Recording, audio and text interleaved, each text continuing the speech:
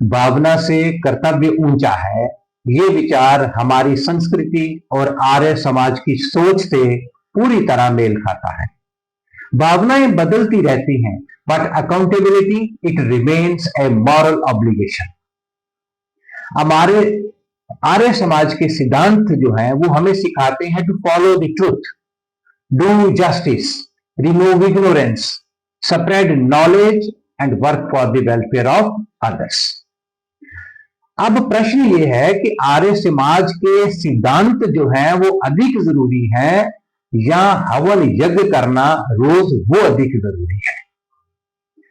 आर्य समाज की दृष्टि में सिद्धांत जो है हवन से अधिक महत्वपूर्ण है। हवन एक साधन है, विकल्प नहीं।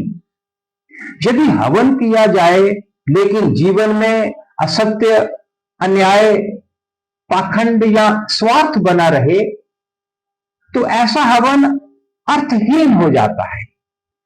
जब आर्य समाज के सिद्धांतों से अधिक चर्चा हवन कुंडों की संख्या पर होने लगे तो संकेत मिलता है कि हम मार्ग से कुछ भटकते चले जा रहे हैं।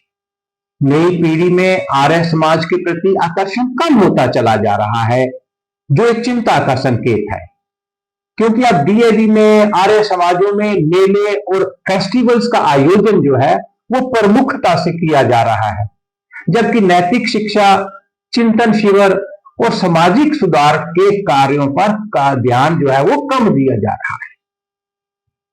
Today's youth, they look for leaders who demonstrate values through actions, not merely through speeches or positions of authority.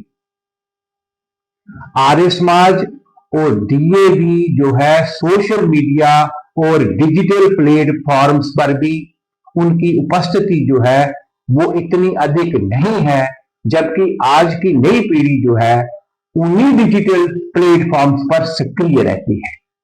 तो ये भी एक बहुत बड़ा कारण है कि हम नई पीढ़ी के साथ नहीं जुड़ पा रहे हैं। ये बड़ा दुर्भाग्यपूर्ण होगा कि यदि आज आर्य समाज के सिद्धांतों की चर्चा, उनका व्याख्यान केवल मंचों और भाषणों तक ही सीमित रह जाए। Therefore, we appeal that the system should become transparent so that we can attract people with transparency. Although transparency without decentralization is not possible. A common saying is that absolute power corrupts absolutely. नए वर्ष पर सबको प्रण लेने की मैं गुजारिश करता हूं कि ट्रांसपेरेंसी पर जोर दें, लोगों को साथ लेकर चलें, दूसरों की बात को सुनने का मादा रखें। इन्हीं सब बातों के साथ स्कूल प्रॉब्लम सॉल्यूशन की ओर से मैं आलोक बेताब डीएवी स्टेक होल्डर्स को नव वर्ष की हार्दिक शुभकामनाएं देता हूं। धन्यवाद।